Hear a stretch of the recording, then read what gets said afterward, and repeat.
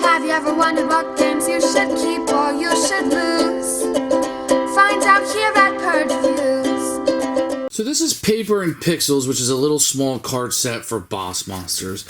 What you're going to get is this rule set, and basically this rule is going to tell you that random damage is 1 to 6 damage. You roll a 6-sided die, and there's some +1 counters. The bad side is you don't receive a die or the counters with this, so it's kind of strange. Okay, so let's talk about what you're going to get first. You're going to get some bosses. The princess is kind of cool that when she appears in town, everybody can draw up to 3 spells or rooms. Your decision, and whoever has the most cards, she's going to enter into your place. Greg, for the rest of the game, whenever you build an ordinary monster, it gets a +1 counter. Once per turn, you may destroy a room in your dungeon to deal 1 to 6 damage to a hero in that room. You're going to have Chase. For the rest of the game, once per turn, you can discard an advanced room. You get a +1 counter.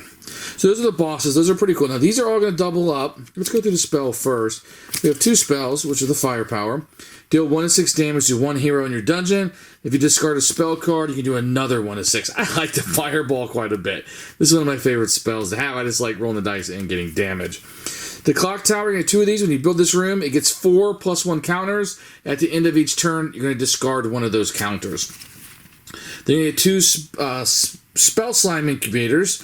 Whenever you cast a spell, this gets a +1 counter onto it, so it gets a little bit stronger as you cast more spells. You're going to have the Elder Portal. When you build it, you give it 2 +1 counters.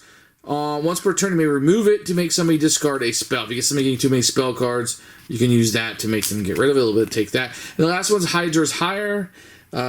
Once per turn, the hero survives this room. Whenever a hero goes through it and survives it, this is going to get a little bit stronger. It's going to get a +1 to it. So that's basically what you're going to get. You're going to get a few cards. It's just a little small promo set that you're going to have some cards in here. It's really going to matter, like, a price. I think if you went to a con and you picked this up, and, you know, it's $5-10, you might be like, yeah, I got a new little promo set. I can play around with these cards and add them in. You know, if you're going to pay $50-60 for, you know, 12 cards, whatever it is in here, absolutely not. It doesn't even come with the die or the counters. That's kind of required. It says use a penny or some other thing. Okay, sure, whatever. They're fun. I actually like the bosses in this. I like the fireball quite a bit. I do kind of like the random damage. I think it's fun, like rolling a die in a game like this and figuring out what you have. Your mileage may vary with this. If you complete this and you probably already have it or are wanting to get this, everybody else, I mean, you just get this and you would shuffle it into the deck and play with them. Everything matches up with the base game perfectly. I didn't have any issues when looking at this. So it's up to you if you want to track this down, but this is what you're going to be getting in the set.